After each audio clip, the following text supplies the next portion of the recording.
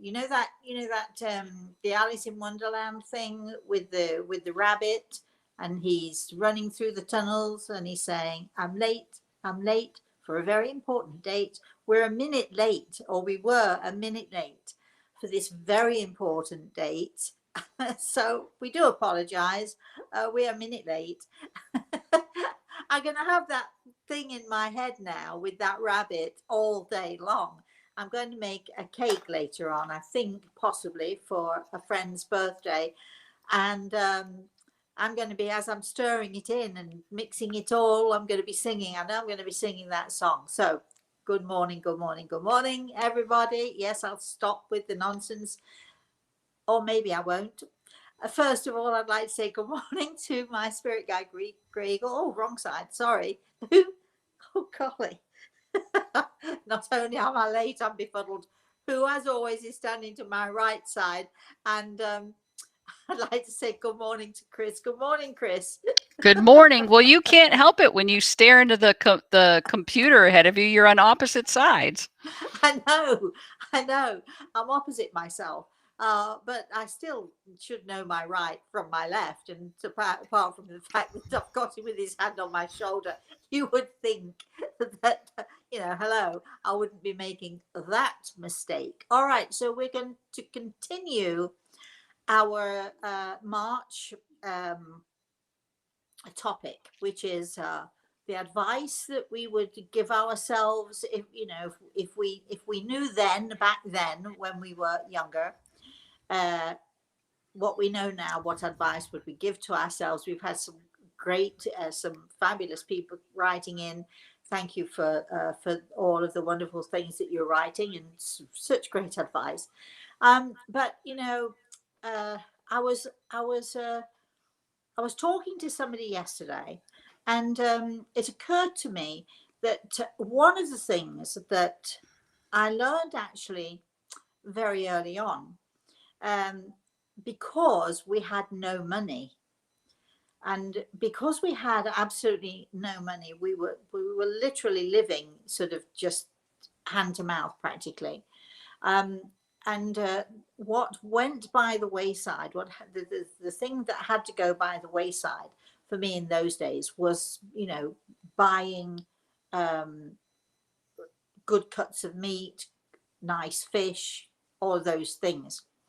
And in my neighborhood, when I was a young woman, this is before I had Samantha, and then after I had Samantha even, in our neighborhood there, I think it was twice a week, we used to have the butcher's van coming around, and the butcher from the village would come around the estate, and all of the housewives would come out of their houses and all stand in a line, and I would always make sure that I was the last in line, because I'd be standing in front of people who'd say, and I'll have a pound of beef, and I'll have 2 pounds of this, and I'll have 2 pounds of sausages, and I'll have some bacon. And people were just sort of buying what I could only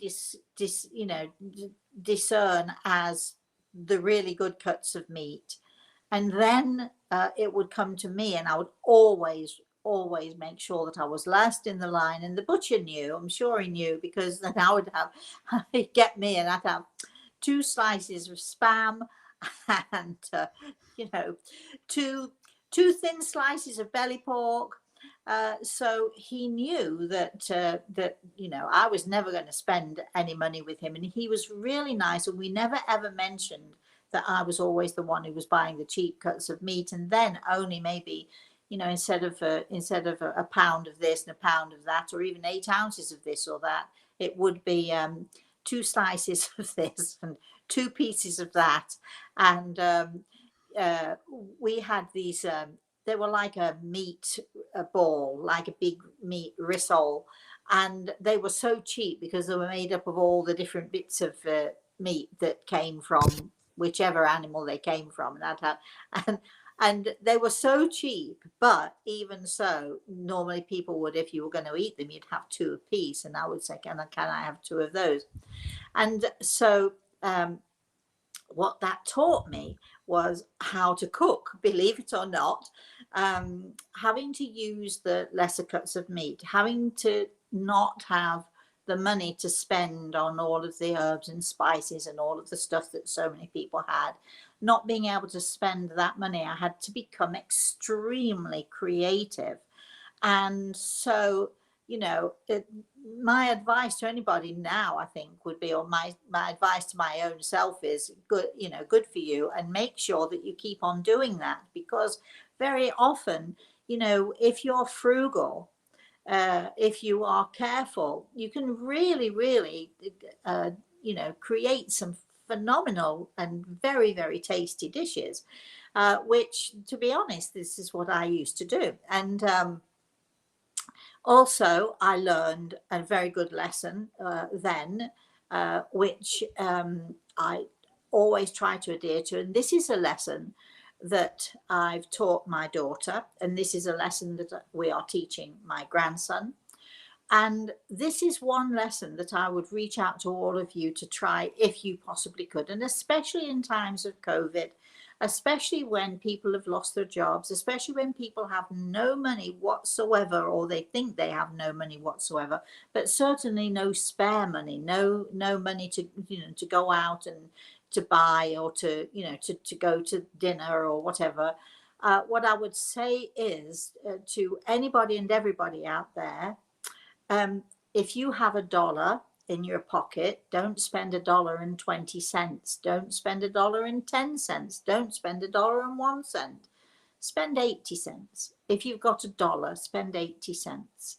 If you've got $2, spend whatever that is. You know what I'm saying. For every $10, you should put, sort of 20% of that, or at least 10% of that.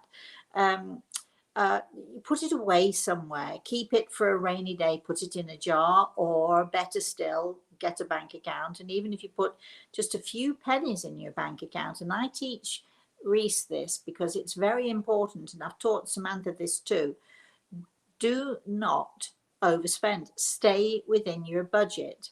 Now, I was talking to another friend yesterday who has always overspent on her budget, especially when it comes to birthdays and Christmas, with her children, with her friends very often. Especially, even if she has no money, she just wants to be generous. She wants to buy her kids what she calls a decent birthday gift. But if you don't have the money, what are you doing? What are you playing at? All you're doing is getting yourself in debt. The thing is that a lot of people, and a lot of you out there, and I know I've done it myself, we buy things, we gift things that we can't really afford, because we don't want to be seen as cheap, or we don't want to let a day go by without acknowledging, by gifting, and a lot of the reason also is, I think, that because we just want, it's our way of, without even understanding it, without even intention, without even on a conscious level understanding, we want to please, because I suppose it's our way of we want recognition. We want recognition that we're nice. We want recognition for our kindnesses. Of course, we all want recognition. However, buying gifts for people is not going to make them like you more. I can assure you of that. It's, if you go and you say to especially to your children, I don't have any money this year to spend on X or Y or whatever, or this is all I have, they're going to appreciate your honesty. So if they're a bit disappointed, they're not getting the glitzy gift, that's also okay. But if they love you and if they care about you, they'll be the first to say to you, don't get anything for me, save the money, pay off the debt, whatever it is you're trying to do. Stop buying to please other people. So, and also, if you're buying to please yourself, what you're doing is you're comforting yourself. You're trying to give yourself stuff that makes you feel good, that makes you feel better. except at the end of the month when the bills come in, it doesn't make you feel good at all, does it? So I think one of the things that I've learned, and I've definitely taught my daughter, and I've definitely taught my grandson, and we're in the process at the moment of setting up a fund for my grandson. He's getting into stocks and shares. Yes, he's only 8 years old. And you might be thinking, oh, well, she's given him all this money. No, I didn't give him all this money. He earns his money in little ways. And it's not a huge amount of money, but we have a friend who works in stocks and shares. And so I gave Reese a small amount of money, and he was able to buy a couple of stocks, and he's into Delta, an aeroplane. So he wanted to buy, I think it got him a point in Delta. And I think he also wanted to go, where else did he want to go? He wanted to go to all the places that he knows where he gets his toys from and this sort of thing. But what we're doing here is we're just simply making him aware that if you have a little bit of money spare, you can make it grow. Or, hey, just put it in the bank, and all of a sudden, before you know it, you've got a little pile of money there.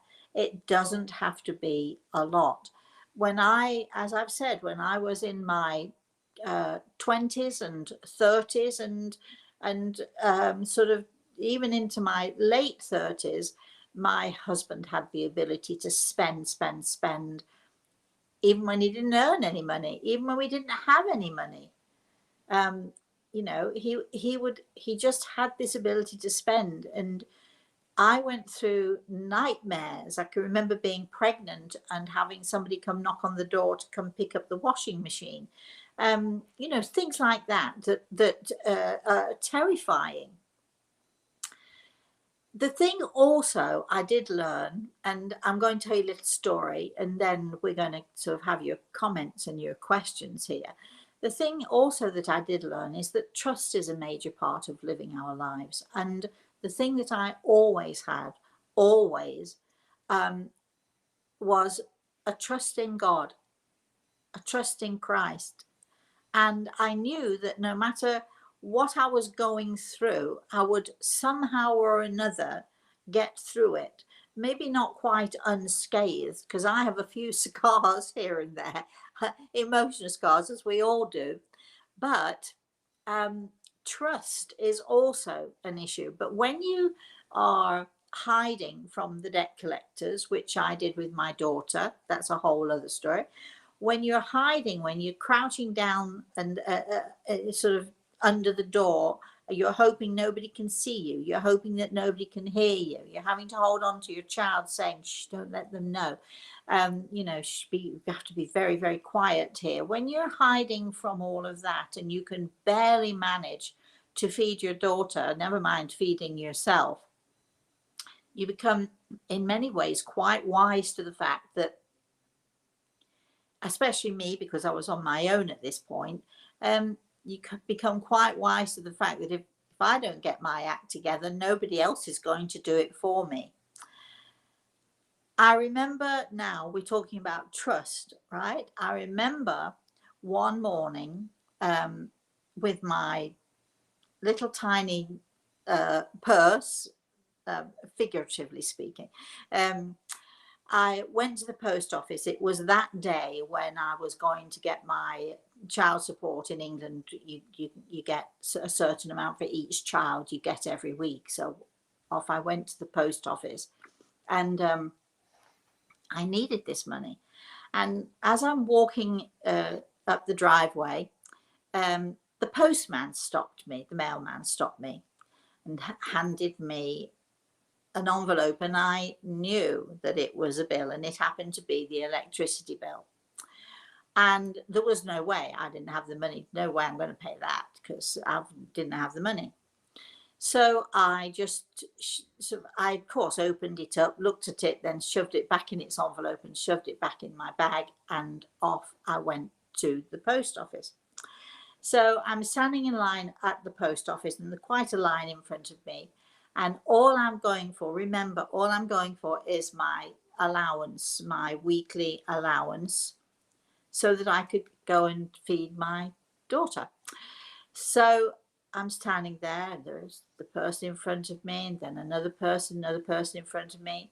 And as I'm standing there nicely and quietly, I hear a voice in my ear. And this voice said loud and clear, pay the electricity bill. You can forget that. No way is that happening. And I'm waiting in line, and then somebody, then the line gets a bit less, and then I hear for a second time, loud in my ear, Rosemary, pay the electricity bill. And again, I'm thinking, yeah, well, there's a fat chance of that. That is not happening because we had no food. We literally had no food in the house. I know people think when I tell this story, well, you must have had something. No, we didn't have anything in the house.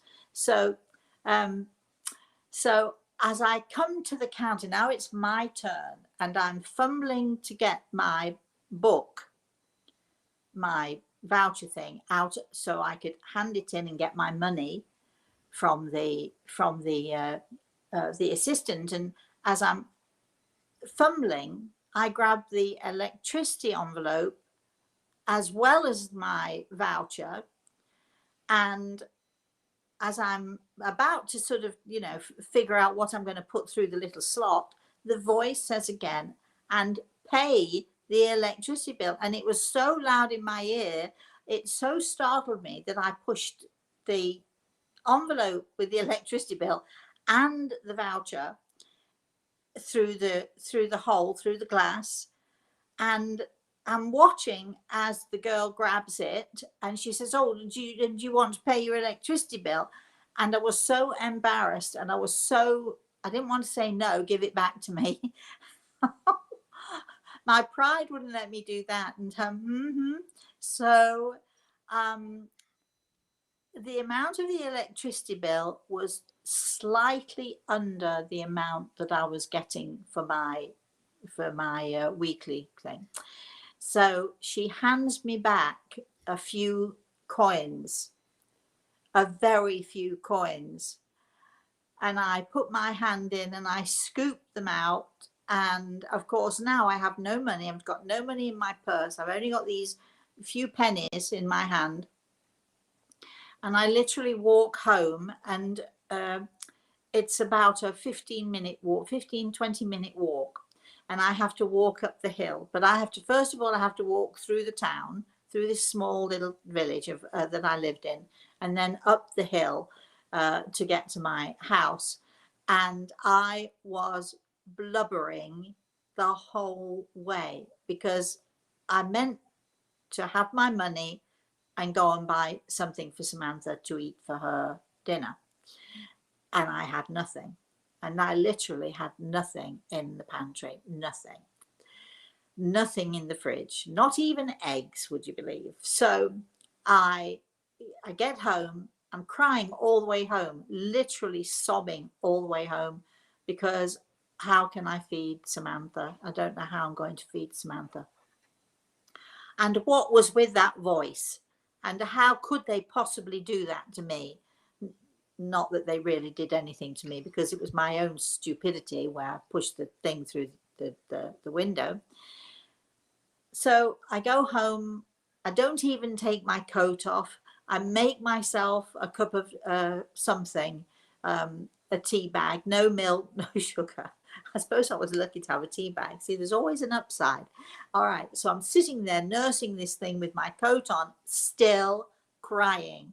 I'm blubbering. I'm still crying because now I literally do not have anything to feed Samantha and do not know quite what to do. And as I'm sitting there feeling thoroughly sorry for myself and really concerned about what I'm going to be doing, a knock comes at the door and I ignore it. And then it comes again a bit louder. So I, wipe my face. I look out of the window. Is it? See who it is. I open the door and there's a young couple standing on the doorstep. And I know that this young lady who was one of this young couple, I know that she sometimes watches this show, so I'm going to ask her if she remembers this story. They stood on the step and they said, "Can we come in? We're so and so from the village centres here. We understand you might have a room." And I was so bemused and so upset and still so worried about Samantha. And I invited them in and sat them down. And then I said to them, you know, okay, just tell me again what it is you want. And they wanted to rent a room in my house. And I had rooms in my house. Never thought to rent them out, but I had rooms in my house. And so I said to them, look, I've never done this before. I don't even know what I would charge. You have no idea. And he takes out his wallet and he puts what to me was a huge amount of money, and he put it on the arm of the sofa, and he said, well, usually people charge this. If I pay you a month in advance, will that work? And all I could do was stare at the money. That couple were amazing. They stayed. He went off to work. He worked in the Middle East, and she stayed. And he came back from every month he would come back. That little girl was a bright light in my house. The money that they paid me, I was able to feed Samantha. I was able to survive, and I was also able to pay bills.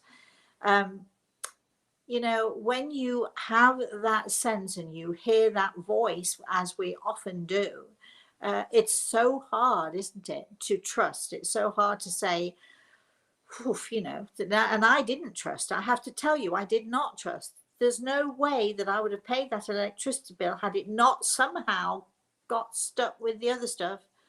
We know there are no coincidences, don't we? We know that I was meant to pay the bill, and we know that I was meant to learn that lesson. But even so, even though we know that the spirit world is going to take care of us, even though we know our loved ones are going to take care of us, still there are hard lessons. So I'm going to say again to all of you what I said to my daughter as she was growing up, what I say to my grandson: if you have $1 in your pocket, spend 80 cents.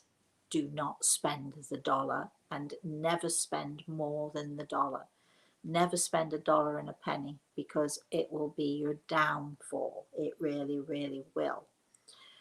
All right, I'm done talking now. Gosh, goodness, I've been talking so long. Is everybody left? Is anybody there, Chris? Oh, Anybody still listening?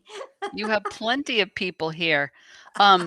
Eric said what he learned was to spend wisely, but don't skimp. Well, yes, but again, I'm going to come back to, if you've got $1, spend 80 cents. That's the rule. That's the rule in our house, and it means that you're never ever going to be struggling. You're always going to manage to eat. And also, I would say, look, if you can't afford the best cuts of meat, that's good, because it'll teach you. If you really want to learn to cook, even if you can afford the best cuts of meat, I would say have a go at cooking frugally and see what flavors and what kinds of things that you can produce. Chris. Randy says, you are so blessed to have the support of your guide. Well, you're absolutely right on there. Thank you so much for that. Yes, I am very, very blessed, and I'm very aware of that. And I suppose people think that because I have Grey Eagle, he's putting his hand on my shoulder again, because I have Grey Eagle here and he's able to help and to steer and to guide me, and because I hear him, people think, well, it's easy for you. But it actually isn't easy for me. I have the same trust issues. I have the same, sort of lack of confidence in certain things. And remember also, Grey Eagle is my partner. I don't have a husband, or I don't have any family here. I don't have a husband or a brother or a sister or anybody I can go to or confide in. I know there are many of you out there who are the same, that you're on your own. But over the years, I've learned that the only person, aside from our loved ones in the spirit world, the only person you can truly trust to make sure that you are safe financially is your own self. So, you can bemoan, you can bewail, you can say, well, he should have paid me more, or I deserve more than this or that. And another thing, people, I feel like an old lady saying this. People today, I was going to say people today, everybody wants the stuff, and there's so much advertising. There's so many things on offer. I don't know how many times in the last week I've had this ridiculous email. You've won an iPad, and no, I haven't really. But oh, here you go, and then I get another text. Oh, we can deliver it for you.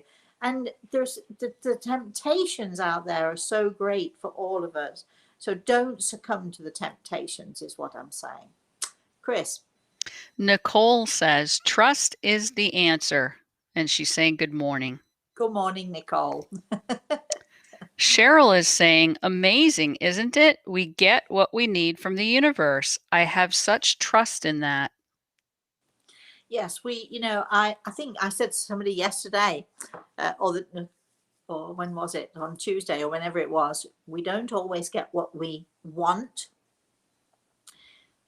but we do always get what we need.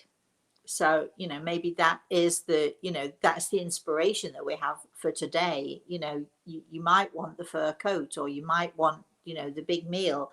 You'll get enough to be fed. You'll get enough to survive. There's a saying, I think it's a Buddhist, I'm not sure if it's a Buddhist saying, but anyway, there is a saying which goes, allow the winds of heaven to dance between you and your fate. And what it basically means is there is a period of time, even in every day, where we sort of, we make choices, but don't be afraid that you're going to sort of succumb to making the wrong choices. If we make the wrong choices, then we can right them. And if we make the wrong choices, it means that we've got lessons to learn. But if you just allow the heavens to float around you, to flow around you, and to stay in tune with that, and to stay in tune with your own soul, with your own spirit, and to stay in tune with the fact that if you allow the winds of heaven to move you, to float between you, to push you in the right direction, if you allow that to happen, then things will always work out for the best. And again, it's not always what we want, but it's always, without a doubt, it's always what we need. Cheryl says, money has always come to me. I have always had trust that it would, but I have Nice. also learned to share no matter how little I have. I love gifting craft items that I make as gifts. Yes, that's another thing. You don't have to go out. Good for you, Cheryl. You don't have to go out there and spend, do you? I mean, my grandson drew me a picture when we were in New York, and we lost Cachorro. My grandson came to me one day, and he drew me this lovely picture of a sandy colored dog, and underneath the picture it said Cachorro in big bold letters, and he said, here you go, Mosey, I drew this for you. I mean, you can't put a price on something like that, can you? So we can make things, we can, as I've said, I have a friend, I'm going to make a cake. I know that she'll love the cake far more than if I bought her a scarf or if I bought her something else.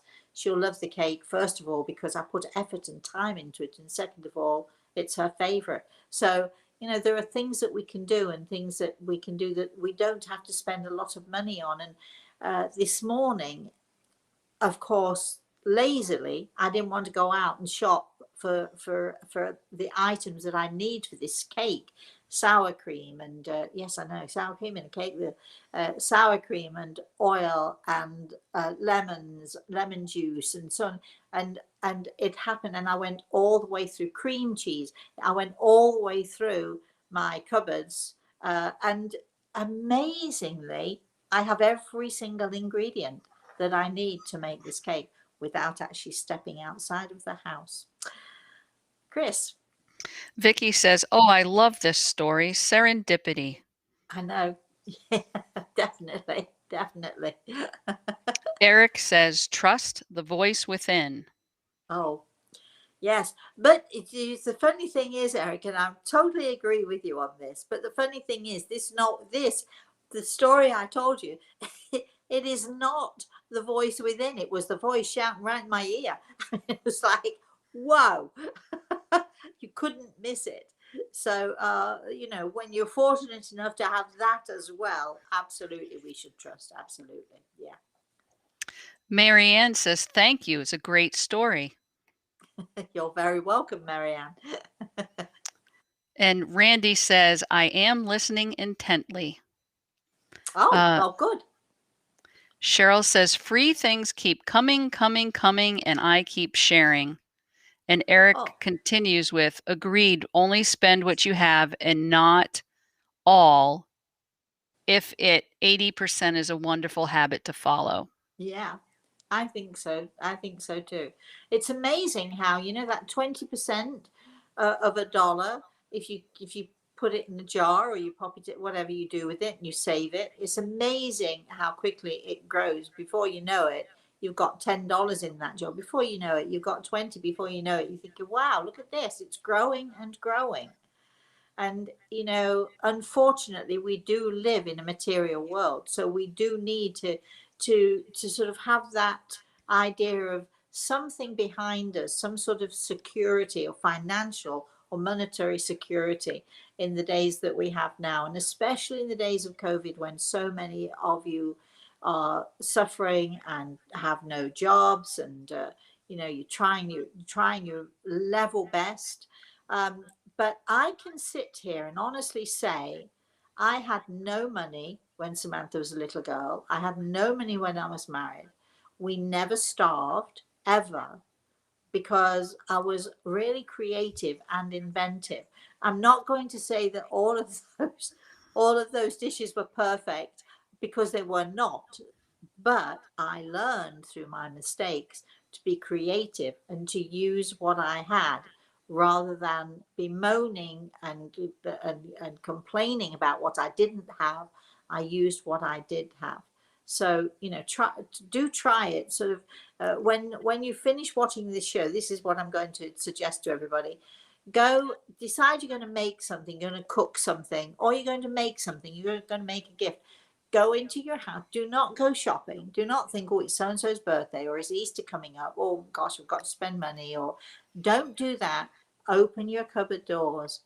Go into your food stores. Go into your drawers. Go into your cupboards. I'll guarantee you'll find something that you can either gift or that you can create a gift from without spending a single penny. I'll guarantee it.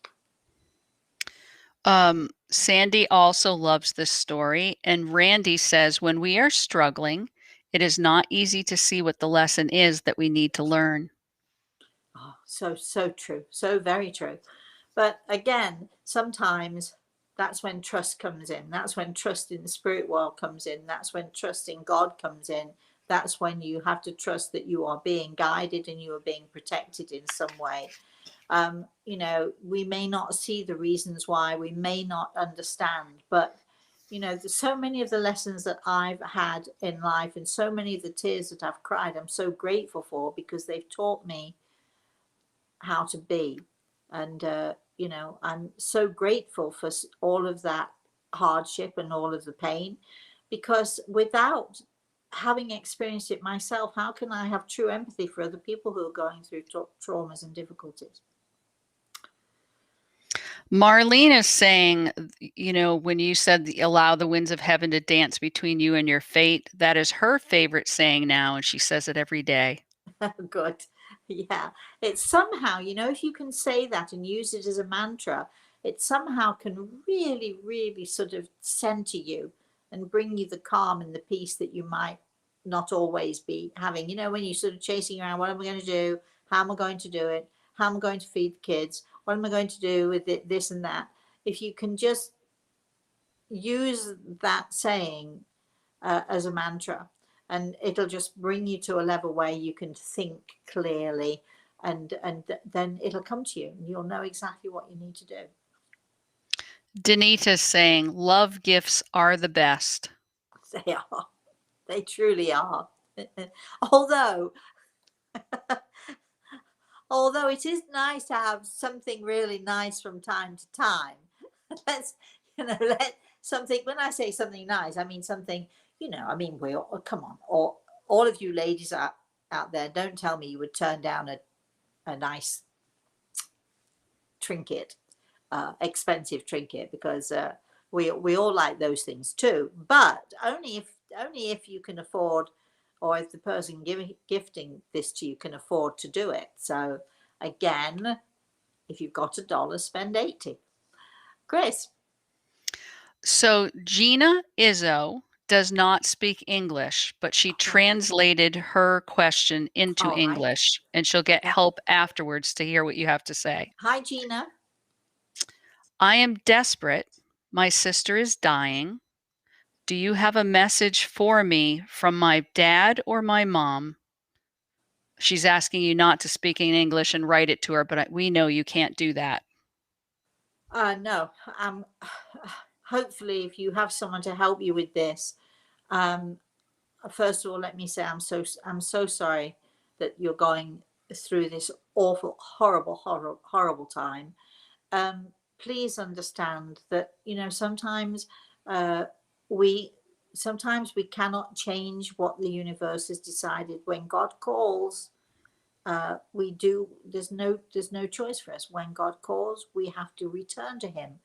But I am sure that your parents and your loved ones in your family will be there waiting for your sister and helping her and guiding her through the process. It's those of us who are left behind, Gina, isn't it? Those of us who are left behind, who are left with the sadness and the heartache. But please understand, your sister will be safe. She will be carried by her angels. She'll be taken to a safe place. Chris. Ravi says, hi, Rosemary. I hope you are doing good. Hi, Ravi. In one of the Facebook Lives, you suggested to me to give a legal threat to the rental agency company who were not returning my security money. I did that. I complained against them in Consumer Forum Court, and guess what? I got back my money with no legal cost. So gratitude, gratitude, gratitude, Oh, good. loads of gratitude, and thank you so much for all of this. Thank you for your Oh, blessings. Ravi, I'm so glad that it worked out for you. Sometimes all you have to do is send a legal letter. You don't, and a good lawyer will do it for you. And if those awful people who think they can hold on to your money and cheat you and so on, all they have to do is get one little tiny whiff of the fact that well, wait a minute. We can't do what we normally do with this guy. But it's so unfortunate that these people exist and that they are allowed to continue to exist. But Ravi, thank you for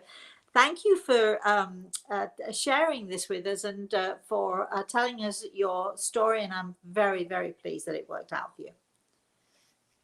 All right. Heather says, today I heard from a friend in Menorca who has a friend who bought your The Eagle and the Rose in Spanish many years ago. Okay. I told Lydia you had been her help over so many years. They were both amazed to hear I was about to log into your chat, and Lydia particularly wanted me to ask you if her newborn granddaughter Rosa is the reincarnation of her grandmother Elite. Am I allowed to ask this on Lydia's behalf? Is there a Well, message for her? well, you did. So obviously you are, and the message is very, very clear.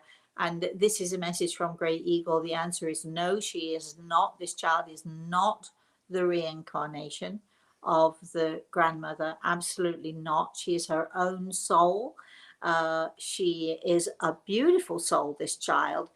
But one reason why people might think that she is, that your grandmother is reincarnated into this child, is because her grandmother, Lydia's grandmother, whoever the child's mother is, their grandmother is will be, I'm pretty sure, very strongly connected and watching over this child as this child grows and learns, and may well be one of her angels. But no, she is not a reincarnation of. Hope that helps you, Heather. That was a bit complicated, wasn't it? But anyway, let's keep going. Skip says, Morning, undying, Skip. sincere, and heartfelt thanks to Grey Eagle for interceding on behalf of us all. Well, thank you. If you like the fact that, and he does intercede, he's great, isn't he? He's just so great. Remember, we are, and we haven't forgotten, and it's still very much on the cards. We're just trying to figure out the best way to do this. We are going to be having sessions, webinars, where Grey Eagle and I will be giving messages to all of you who attend our webinars. We're going to be doing this. We're trying to still think of a title. Talking to the Dead works for me, but nobody else here seems to like it. Everybody in the office wants to find, and all the friends and family and all the people who help, they all seem to want to find another title. Talking to the Dead works for me because then you know what we're going to be doing. But we'd love some ideas on the title. So Skip, if you're interested in hearing more from Grey Eagle, keep checking with the webinars, because I also know that when we did our angel webinar just before Christmas, it was unexpected until we got very, very close to the date. It was very unexpected, but Grey Eagle actually did, for the first time in many years, speak out publicly. We were talking, when were we talking? On Saturday, we were talking about trance work, and we were talking about how people in the spirit world using direct voice, meaning talking through or using the medium's voice box, can talk directly through the medium, and you are not hearing the medium's words, you're hearing of whoever that is who's using this. In this case, it was Grey Eagle. Grey Eagle will talk directly, and he did that in December in our angel webinar, and we will be doing much more of that too. So please, if you want to know more of that, keep checking our website. Keep checking rosemaryaltea.com, because we will be putting stuff up there as and when we figure out what it is that we're going to be doing. But Grey Eagle will be doing more direct voice communication. Chris. Vera is giving some advice, saying, God, Jesus knows what we need. All we have to do is pray and ask, and you will get it. Well, that's a great sentiment, but I don't agree. I know where you're coming from. But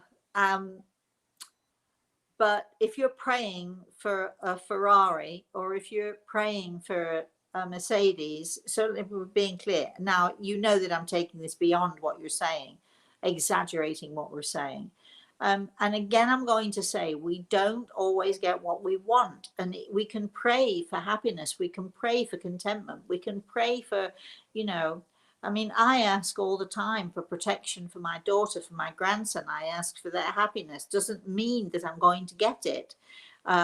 What I always tend to pray for is I will to God's will. I don't really pray for an outcome specific to what I want.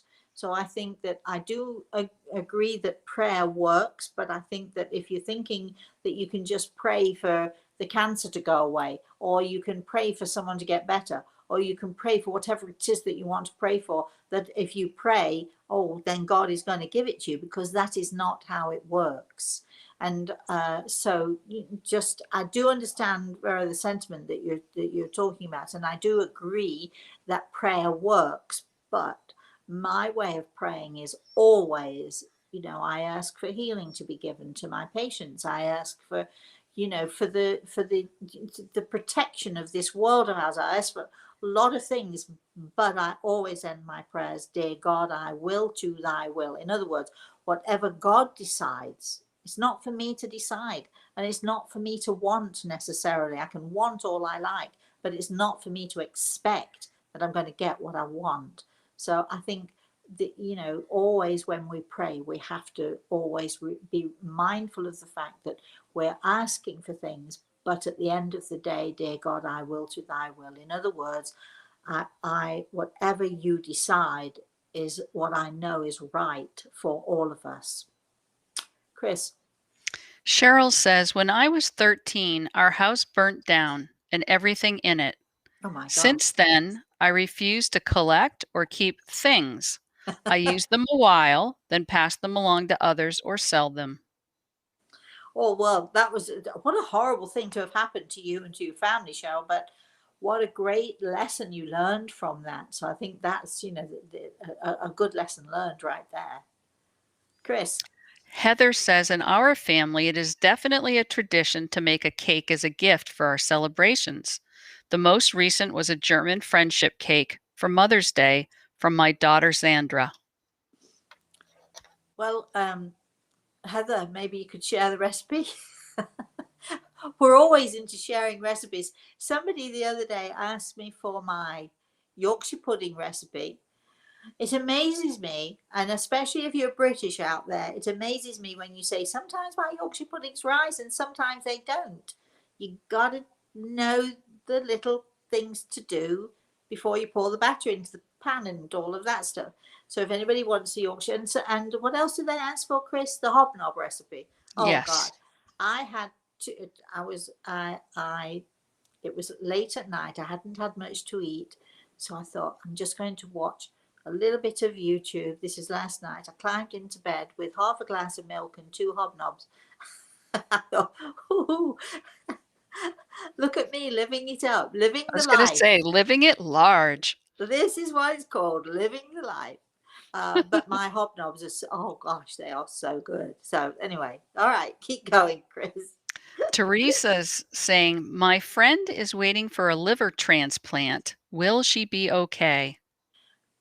If you could just email us or just put it up on the chat here, my darling, just give us her name. We don't need all the details. Just give us, God knows who she is. Just give us a name that we can put down in our healing book, and we will definitely be sending her healing on a daily basis.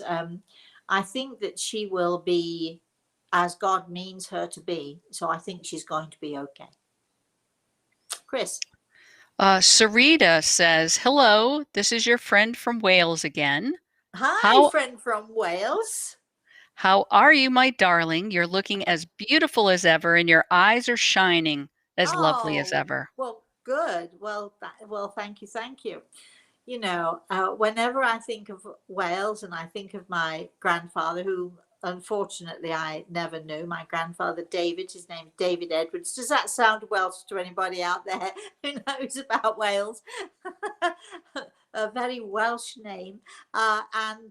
Whenever I think of Wales, there's that great movie. I'm sure you've seen it. The Man Who Went Up a Hill and Came Down a Mountain. Hugh Grant. That's a cute, very Welsh movie. But I always think of, the fact that thank goodness I was born with those Welsh lungs, which and that Welsh voice. Boy, can I belt it out! So, hi to you, and thank you for saying hello. All right, then we have Glenda. Do you Morning, have Glenda. do you have anything for me from my Larry Haley? He has been gone since 2018. I miss him. And did Ron cheat me? Um, I don't have anything. And if you have a question like that, my suggestion to you would be that you need a much long time to talk about things. And it's not for me to just quickly say, oh, yes and no, or what have you. And to make you happy, I could say to you easily, no, you weren't cheated, and Larry's fine and he's with you and he says hello. I'm not saying that because I don't know. So I'm not in the business here of making it up as I go along. So you could try and ask this question another time, and maybe you'll get an answer. And for all of you out there who'd like to ask a question of the spirit world, remember we are doing our webinar. So keep us posted. If you put yourselves on our mailing list, if you send us an email and we put you on our mailing list, you will get first dibs, if you like. You will be notified straight away, probably even before we manage to get it up on the website. You'll be notified as to what we're doing, when we're doing it, and how we're doing it. So if you would like to be on the mailing list, please email us and say, put me on the mailing list. And I promise we will not inundate you with emails, maybe 1 or 2 a month, something like that. And we send out a newsletter every month with what's going on and what we're up to, what we're doing. So, you might want to go that route, or you might even want to book a consultation, as a lot of people do. So, Chris. So we have 3 ideas or comments about the title for the webinar with Grey Eagle. Uh-oh. Okay. Sandy says, Whispers from the Winds. Oh, I like that. Glenda likes your title, Talking to the Dead. Yeah, right. And our friend Jeff, says, Whispers from the Other Side. Yes, but the thing is, yes, thank you, Jeff. Come on, can you come up with something that whispers from the other side? Sort of, I like it, and I like Whispers in the Wind. I like it, but for people who are coming to this and have never been, they don't know me, or they've never been to anything like this before, we have to be very clear about what it is we're doing, which is why I think Talking to the Dead works for me. But nobody else likes it. So we do need to be able to, when somebody looks at the title, they need to understand exactly what it means. So none of the airy fairy stuff.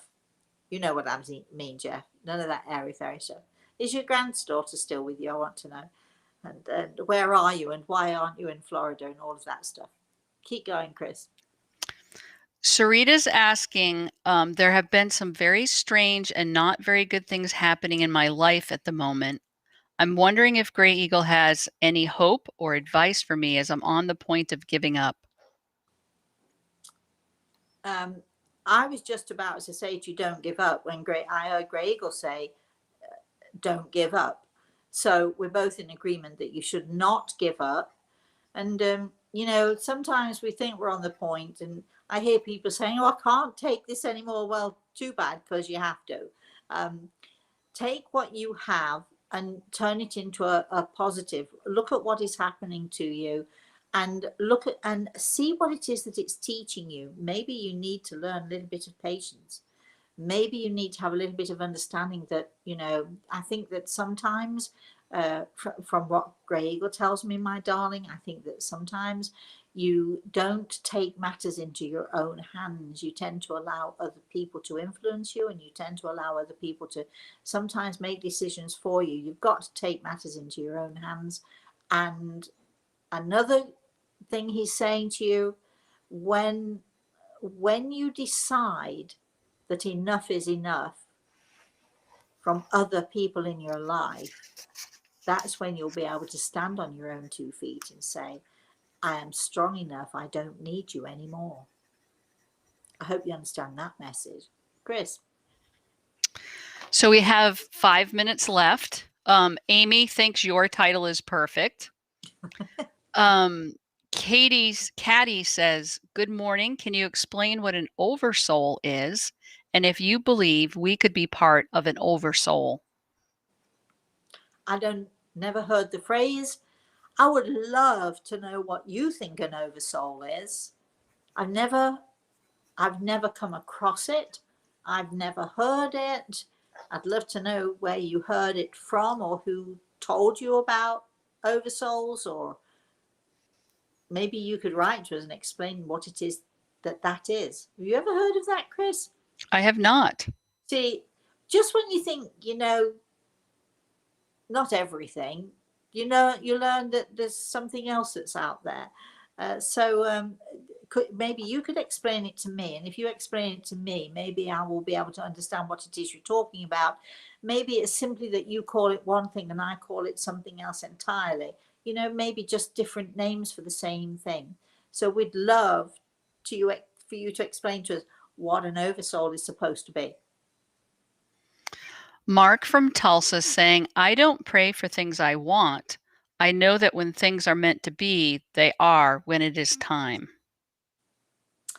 I think, Mark, that Chris and I are meant to go with you on your cruise. What do you think, Chris? Maybe that's what the word travel said from the other day, Rosemary. Oh, yeah, maybe so.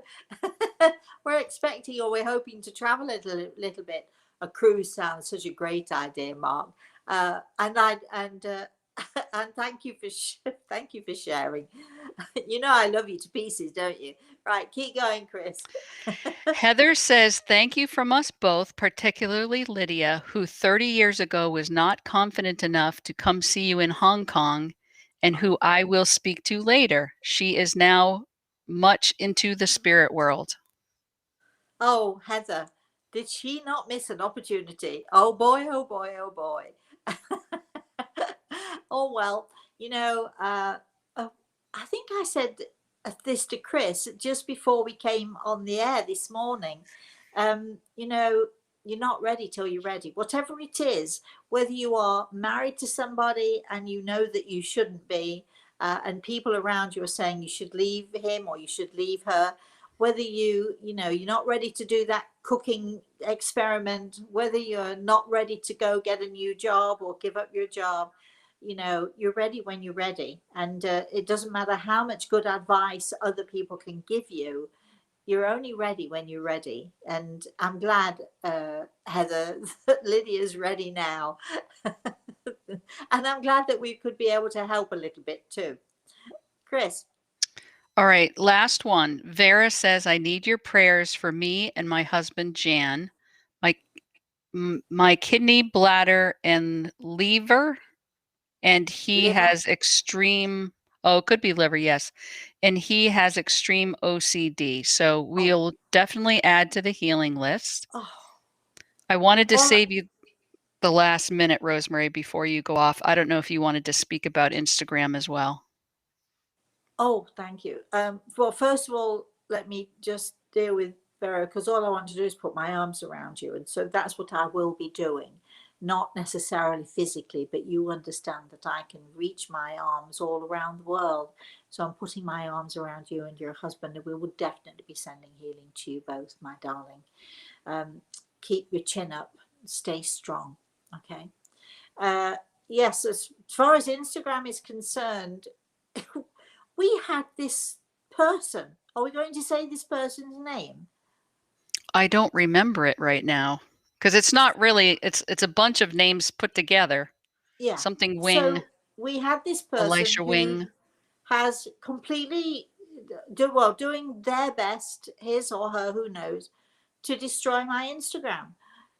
So if you're getting notifications at the moment, or people, or you're getting requests to join my Instagram, or you're getting requests for anything at all connected to Instagram, it is not me, because we do not ask you for anything. We put it out there on Instagram. And so at the moment, my Instagram account is down. If anybody from Instagram out there working for Instagram is listening, could you please tell me, why don't you give us a phone number so we can actually have a conversation with someone to say this is what is happening? It is so frustrating to try and get stuff across. We actually wrote and complained that this person was, I on my email address, I get an email from Instagram telling me, oh yeah, we're sorting this out. However, even though they have my email and name, they're replying to this person who we don't even know who it is. if anybody knows an Instagram number we could call, if anybody knows how we can sort this out, we would love to have your help on that. It's driving us crazy, right, Chris? Yeah, it's not an easy process. I mean, So anybody who's ever had their name taken at the bank or whatever, identity theft is real and it's hard. yeah, so if you're getting requests from me from anywhere at all asking for anything, uh, certainly money, if you're being asked for money, if you're being asked to be, uh, whatever, join my group or whatever, we don't do that. We do not ask for anything. So, please, I'm awfully sorry to put you through all of this, because if my stuff's interfered with, that means that whatever you're getting from me, you can't trust whether it's from me or whether it's from somebody else. So please do be careful, and just please be aware. I mean, as far as we know, we didn't do anything to open the door to let somebody in, but these people do know how to work things out, don't they, Chris? In the Yes. meantime, my website is secure. Go to rosemaryaltea.com. You'll find out all the information about me. Email me, rosemary@rosemaryaltea.com. If you want a consultation, if you want to know what we're up to, if you want to be put on the mailing list, all of those things. So I think, if you would like healing, please again email us. Please email Chris, Kris, Chris at rosemaryaltea.com. And Chris will make sure that all of your requests are answered, that we shall send you emails diligently on a regular basis, and that we will definitely, if you want healing, we will definitely put you on our healing list. So anything at all, if you want to know, and if you want to, well, we don't have Instagram anymore, do we? Oh, golly, I was going to say I might send a picture on Instagram of the cake I make this afternoon. I'll figure something out. Anyway, so until I see you, remember, Saturday morning, 11 a.m., same time. Wherever you found me today, you can find me there on Saturday.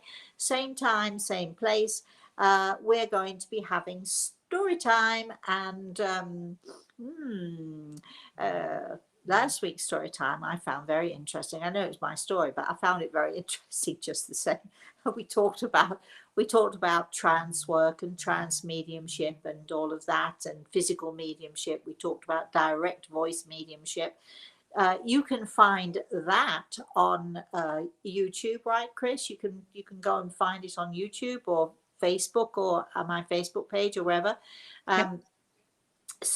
But we'll be back on Saturday morning. Until then, please have a very blessed rest of the day. I'm going to be going into my kitchen now. I'm going to be cooking up a storm, and my house is going to be smelling of lemons all over the place. So please have a very blessed rest of the day. Hopefully I shall see you on Saturday. If not, have a very blessed rest of the week, everybody, and have a very blessed weekend. Bye-bye, everybody.